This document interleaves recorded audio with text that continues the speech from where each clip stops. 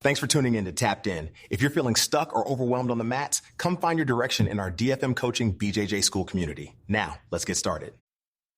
Welcome to Tapped In. My name is David Figueroa-Martinez of DFM Coaching, and today we're going to be tackling, you don't need a super gym, all you need is a solid guide. Most people, a good percentage of people, tend to search for the perfect gym, the perfect coach, the perfect training room. And really the truth is all you need is a solid, consistent coach who knows how to teach, who knows how to deal with people, who knows emotional intelligence, and can demonstrate and illustrate verbally and physically how to do techniques and why.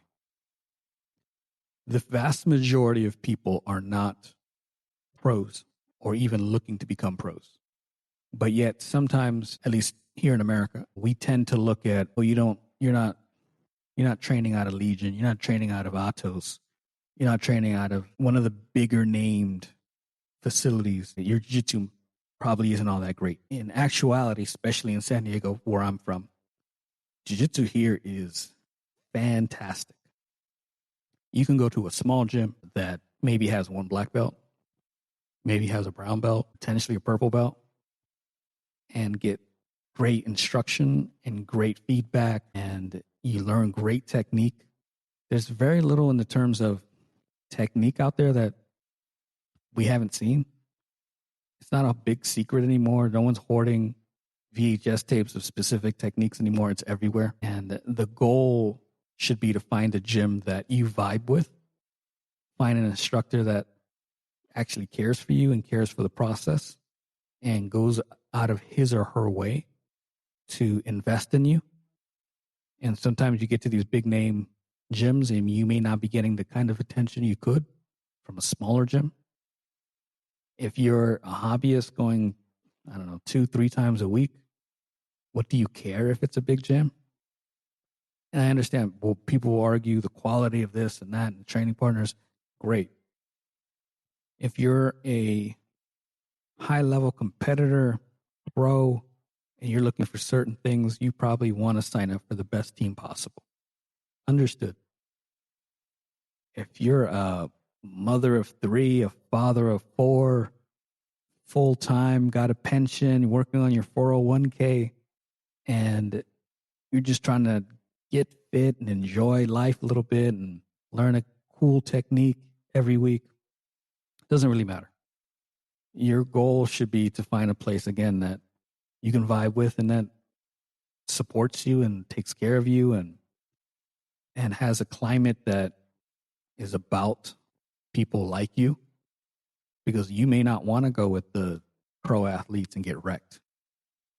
You know what I mean? So things are going to be a little bit different. And my opinion is these are two different things. Coaching and competing are different professions. And you might have someone who's a great coach for the pros, and they may have a specific approach for it. They might have a specific dynamic about them that suits that crowd. And you're a hobbyist, and you're just looking for someone that can kind of demonstrate the technique well enough, explain certain things, why the things are important, why you need to shift your weight here and go there, and just have a great time. That's going to be wildly different from that big gym that sometimes people feel that they need to go to. And the mom and pop spot that might be down the street, a little cheaper potentially, may not have all the amenities, but they got a solid coach that's sitting there who genuinely cares, who knows everyone's name, knows everyone's game, understands where they are in the process, has the ability to kind of move amongst the group, and they know that James is working on arm bars, Sarah's working on pressure, Billy's working on bottom half, and they just know everything about their students. That's beautiful. That's the kind of care that's hard to replicate at the super schools. I was at a gym that wasn't necessarily huge. I would say it's medium. And the instructor didn't know everyone's game. Personally, I thought it was impossible for him to. because there was morning classes, there was evening classes, there was certain classes that maybe certain people went to and that person didn't teach. So how do you keep on top of everything? And that was just a medium gym. I couldn't imagine a gym that had 300-400 students. You know, it changes things. It's a different environment. It doesn't mean that you can't be looked after, but it's a different environment. When you're at a medium to small gym, the coach tends to focus a little bit more. And if you're at a specific part of the country where maybe you don't have black belts and the owner or head instructor is a purple belt or a brown belt, don't look at that as an issue. I know optically people want to look, oh, I want to learn from the brown belt. The majority of students that come through, they don't have to learn from brown or black. They really don't. The majority of students that come through, because they're so new and they don't, you know what I mean, if most people quit at blue, let's say that's 2-3 year mark, purple belt's probably been there 6 years. So there's a lot that a purple belt can teach you, especially a quality one. There's a lot of mentorship that can come from a purple belt. There's a lot of technical know-how that can come from a purple belt. That sometimes we look at these gyms and we're like, oh, the owner's a purple or a blue belt. What's going on over there? And it's just the setup. Sometimes someone can come in and make the decision, I'm going to put all my eggs in this basket. I know I just got my purple belt, but I have a passion for teaching. I love coaching. I love this art, and I'm just going to put everything into this, and I'm going to make a business out of it. I'm going to build a gym.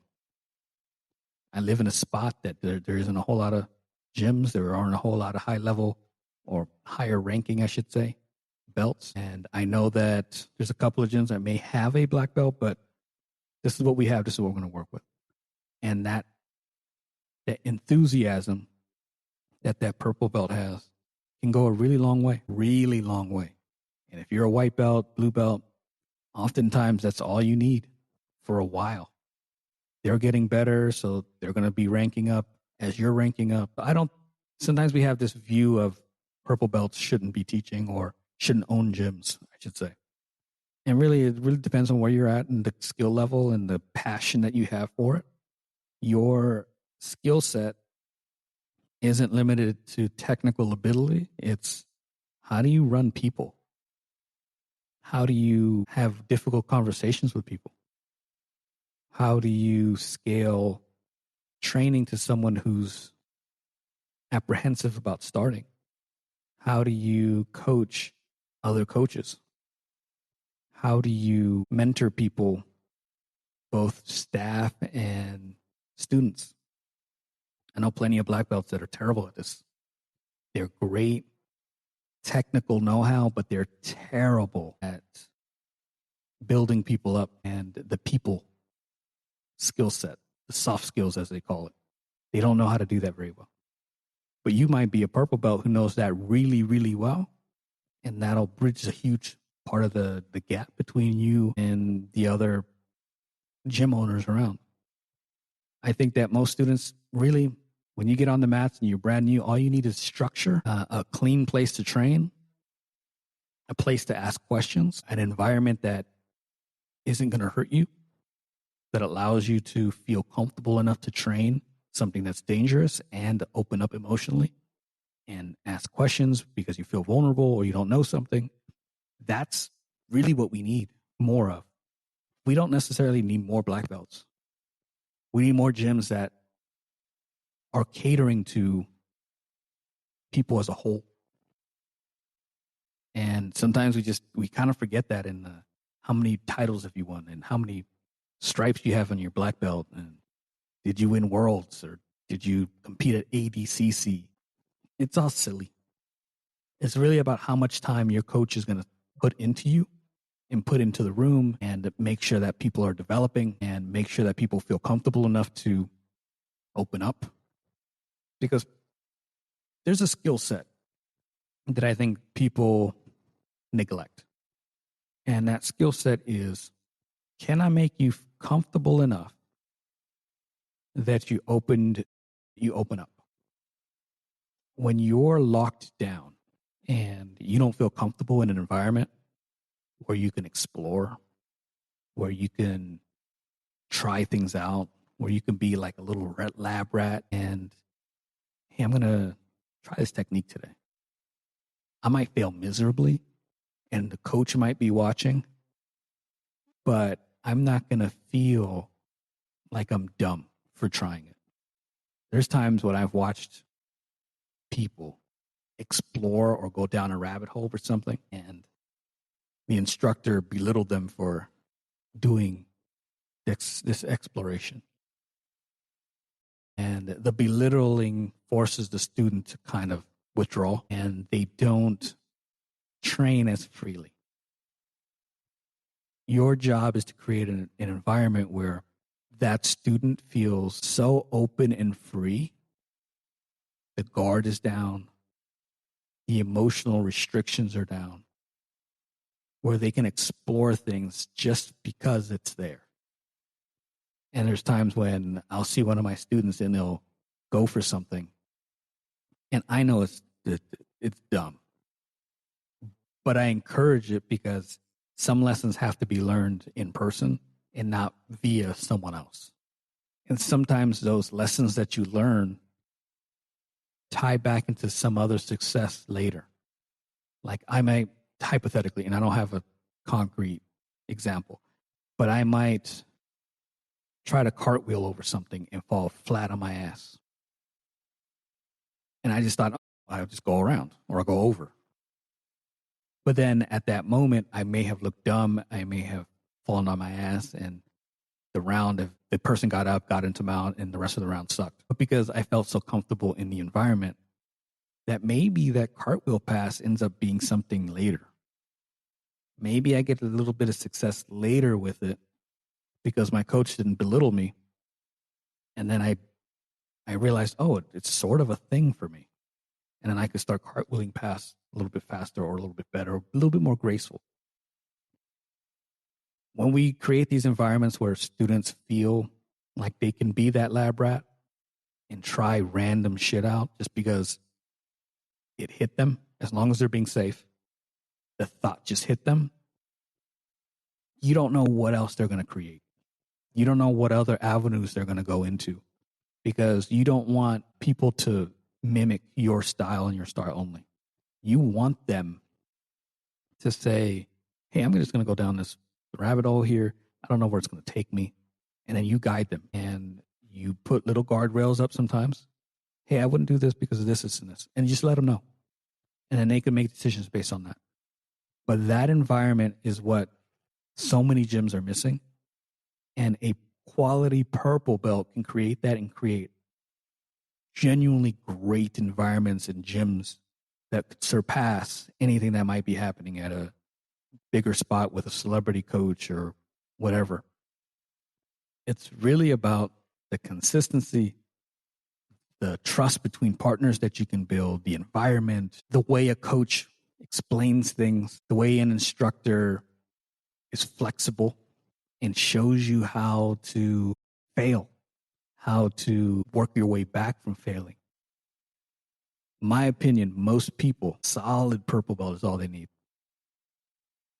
You're at a small gym in the Midwest. Hey, we all wanted to learn from black belts. A solid purple belt's probably all you need for a while. And I remember my first mentor was a purple belt. Great guy. I learned so much shit from him. I had spent, I think, close to a year, 6 months, 12 months, doing jiu-jitsu out of a university. It wasn't the greatest thing. It would repeat every quarter. But when I got there, I kind of started learning out under him because he was teaching quite a bit of the classes. And it was great. Like, he knew his shit. I could ask questions. He had this easygoing personality about him that let me express things and question things and go down certain rabbit holes. And like, genuinely one of my best mentors in jiu-jitsu, purple belt. I don't necessarily have a black belt instructor that I'm around right now. I'm just learning from my peers. But at that time, that was my go-to. That was my mentor. And I learned so much from that. And again, just a purple belt. If you have any questions on this or anything else, please hit me up, dfm.2099 on Instagram and Threads. We have a free school program on Skool, Skool.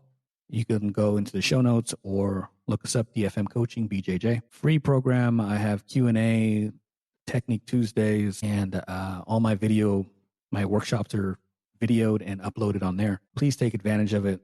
Great environment. Until next time, thank you so much.